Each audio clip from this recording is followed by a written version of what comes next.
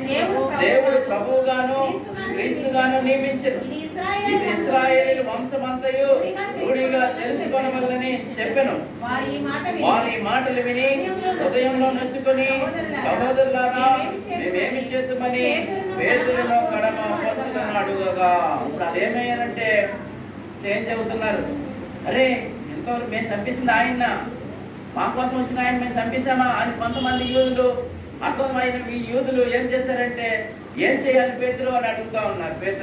పేతురు అడుగుతుంటే పేతురు చెప్తా ఉన్నాడు, అప్పుడు మీరు చూడండి ఆ కింద వచ్చినారు, పేతురు మీరు మారు మనసు పొంది పాప క్షమాపణ నిమిత్తం ప్రతి వాడును యేసుక్రీస్తు నామములో, ఇక్కడ యేసుక్రీస్తు నామంలో బాప్తిసం పొందిరి అన్న మాట చాలా మంది రాంగ్ గా దీన్ని అర్థం చేసుకుంటా ఉన్నారు. మనకి అర్థమవుతా ఉంది.